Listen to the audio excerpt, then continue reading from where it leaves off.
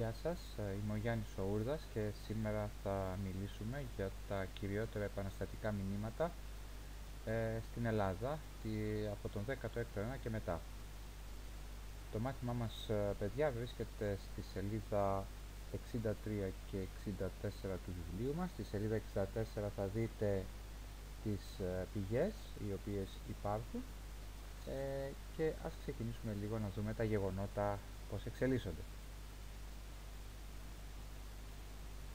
Εάν παρατηρήσουμε το χάρτη που βλέπουμε τώρα στην οθόνη μας, που είναι περίπου το 1500 μετά Χριστό, θα δούμε ότι η Μεγάλη Οθωμανική Αυτοκρατορία εκτείνεται σε όλη τη Βαλκανική και στην Μικρά Ασία, κάτω δεξιά. Στο κέντρο, στην Κεντρική Ευρώπη και στην Χερσόνησο της Ιταλίας έχουμε την Ρωμαϊκή Αυτοκρατορία. Παραδίπλα αριστερά έχουμε τη Γαλλία, την Ισπανία και στα δεξιά μας τη Ρωσία. Αυτή είναι η κατάσταση στην Ευρώπη. Και ας πάμε τώρα στον ελλαδικό χώρο. Στα 400 χρόνια που μεσολάβησαν, καθώς οι Έλληνες ήταν σκλαβωμένοι στους Τούρκους, προφανώς καταλαβαίνετε ότι θα γίνανε και κάποιες εξεγέρσεις. Οι περισσότερες από αυτές τις εξεγέρσεις, για να πούμε τα γεγονότα έτσι όπως συνέβησαν την εποχή εκείνη, υποκινούνταν από τους Ευρωπαίους. Οι Ευρωπαίοι, βλέποντας ότι οι Τούρκοι προσπαθούν να μεγαλώσουν το κράτος τους και να έχουν βλέψεις προς την Ευρώπη, έκαναν κάποιους πολέμους για να τους σταματήσουν. Για να μπορέσουν όμως να έχουν διασπασμένο τον στρατό των Τούρκων, υποκινούσαν και τους υποδουλωμένους λαούς να επαναστατήσουν κι αυτοί, έτσι ώστε να καταφέρουν να διασπάσουν τον στρατό των Τούρκων και να είναι πιο εύκολο να τον νικήσουν. Οι λαοί φυσικά επαναστατούσαν γιατί ήθελαν την ελευθερία τους και πίστευαν σε μια βοήθεια από τη Δύση. Εδώ στο χάρτη βλέπουμε τρεις περιοχές οι οποίες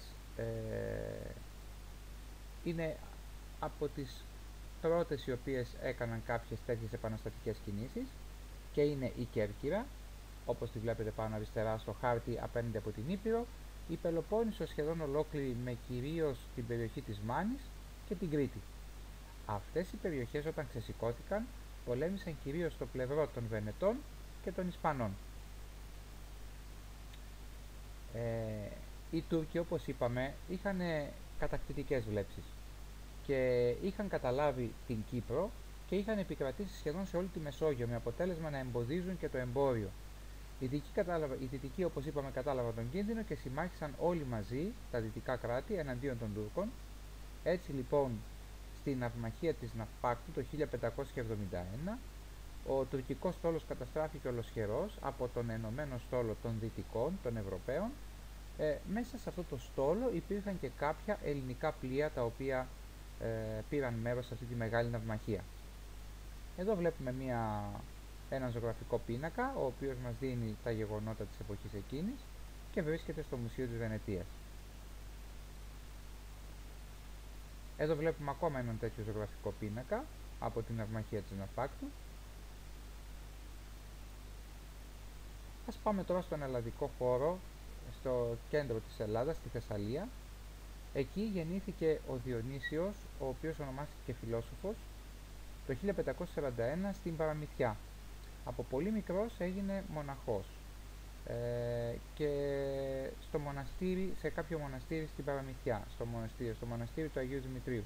Καθώς ήταν ανήσυχος νεαρός, φεύγει για σπουδές στην Ιταλία, όπου παρακολουθεί μαθήματα φιλοσοφίας και ιατρικής. Μετά από το πέρας των σπουδών του, αφού τελείωσε τις σπουδές του, επιστρέφει στην Κωνσταντινούπολη και εκεί παίρνει διάφορες ανώτερες θέσεις στο Πατριαρχείο.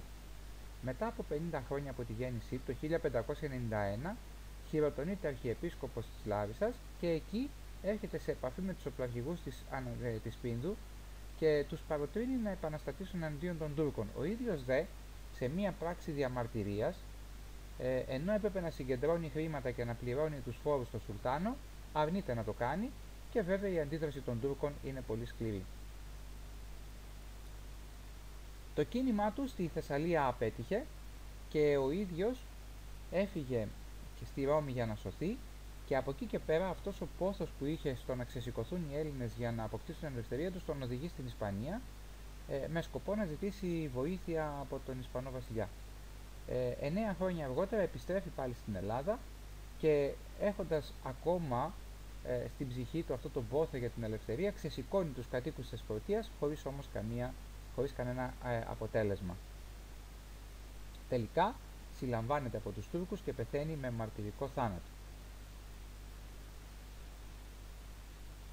Ας δούμε τώρα πώς εμφανίζονται οι Βενετοί στα γεγονότα αυτά. Το 1699 οι Βενετοί βρίσκονται σε πόλεμο με τους Τούρκους και πολιορκούν την Αθήνα. Καταφέρνουν όμως να καταλάβουν την Πελοπόννησο σχεδόν ολόκληρη, την οποία κρατούν κάτω από την κατοχή τους για 20 ολόκληρα χρόνια. Οι Τούρκοι καταφέρνουν βέβαια να την ανακαταλάβουν. Αυτό το μικρό διάστημα η Πελοπόννησος θα λέγαμε ότι είναι ελεύθερη από την τουρκική κατοχή, αλλά δυστυχώς ήταν κάτω από την κατοχή των Βενετών.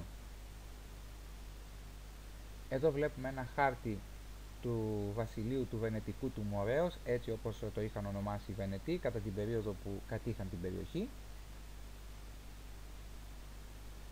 Και το 1770 εμφανίζονται δύο αδερφοί, οι αδερφοί Ορλόφ, οι οποίοι έρχονται από τη Ρωσία.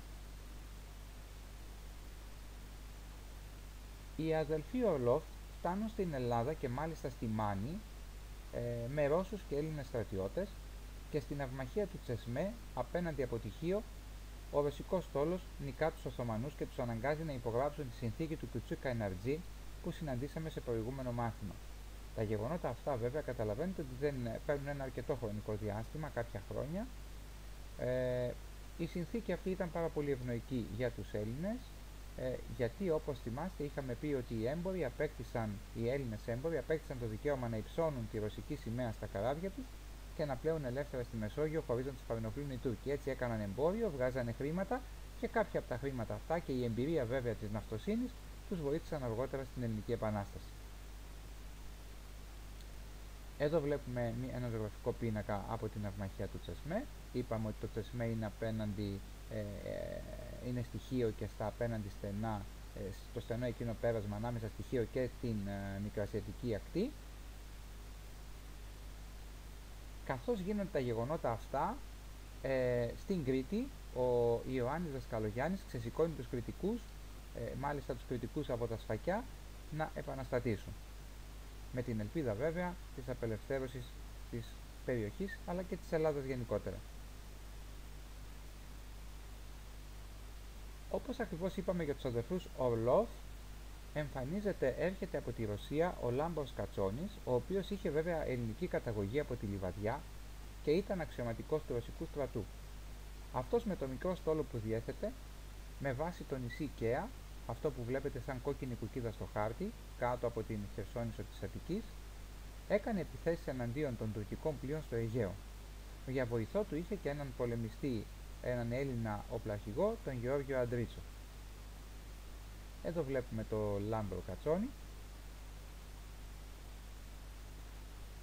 Καθώς όμως περνούν τα χρόνια και τα επαναστατικά αυτά κινήματα δεν έχουν κανένα αποτέλεσμα, το ποθητό αποτέλεσμα της ελευθερίας, συμβαίνουν τα γεγονότα στην Γαλλία με τον Ναπολέον τον Βοναπάρτη που συναντήσαμε σε προηγούμενο μάθημα. Επηρεασμένοι λοιπόν οι Έλληνες από τις ιδέες του διαφωτισμού και της Γαλλικής Επανάστασης, αρχίζουν να ελπίζουν ότι θα τους βοηθήσουν οι Γάλλοι για να απελευθερωθούν. Δυστυχώς όμως οι ελπίδες τους διαψεύδονται γρήγορα και καταλαβαίνουν ότι αν πρόκειται να επαναστατήσουν θα πρέπει να στηριχθούν στις δυνάμεις τους και όχι στη βοήθεια κάποιων άλλων λαών. Αυτό είναι το μάθημά μας σήμερα. Θα ήθελα λιγάκι να σας βοηθήσω με την έννοια ότι το μάθημα πρέπει φυσικά να το κάνετε μια καλή ανάγνωση. Είναι βέβαια, θα δείτε μια ολόκληρη σελίδα και είναι αρκετά πυκνογραμμένο, με την έννοια έχει αρκετά ονόματα και γεγονότα. Εκείνο που θα ήθελα να κάνετε είναι σε ένα φυλλό χαρτί να σημειώσετε τις τρεις περιοχές, παράδειγμα Κέρκυρα, Κρήτη και Πελοπόννησος, οι οποίες πρωτοστάτησαν στα επαναστατικά κινήματα.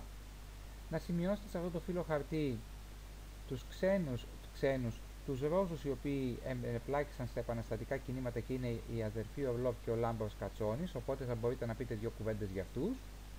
Να σημειώσετε τα ονόματα του Διονύσιου και του Δασκαλογιάννη, όπου πρωτοστάτησαν ο ένας στην Θεσσαλία και ο άλλος στην Κρήτη, οπότε μπορείτε να πείτε και τι έγιναν στα γεγονότα αυτά, καθώς επίσης να θυμηθείτε λιγάκι και την συνθήκη του Κιουτσούκα Ενεργή και τι αυτή προέβλεπε. Καταλαβαίνετε ότι αν κάνετε έτσι ένα μικρό σκελετό, θα μπορείτε να πείτε αρκετά πραγματάκια, να έχετε τη βασική ιδέα του μαθήματος και έτσι να σας βοηθήσει να το έχετε λιγάκι στο μυαλό σας. Επίσης, η τελευταία παράγραφος νομίζω ότι είναι πολύ λογικό να το θυμάστε, ότι οι ιδέες του διαφωτισμού ξεκίνησαν από τη Γαλλία, άρα προφανώς θα ζητούσαν οι Έλληνες και τη βοήθεια των Γάλλων και πώς εξελίχθηκε αυτή η κατάσταση, με αποτέλεσμα να αποφασίσουν τελικά να καταλάβουν ότι μόνο με τις δικές τους δυνάμεις θα ξεσηκωθούν. Αν έχετε αυτό τον βασικό σκελετό στο μυαλό σας, νομίζω ότι θα είναι αρκετά εύκολο να μπορείτε να διηγηθείτε τα βασικά σημεία του μαθήματος και να έχετε μια γενική του ιδέα έτσι λίγο στο μυαλουδάκι. Σας ευχαριστώ πολύ. Καλό διάβασμα.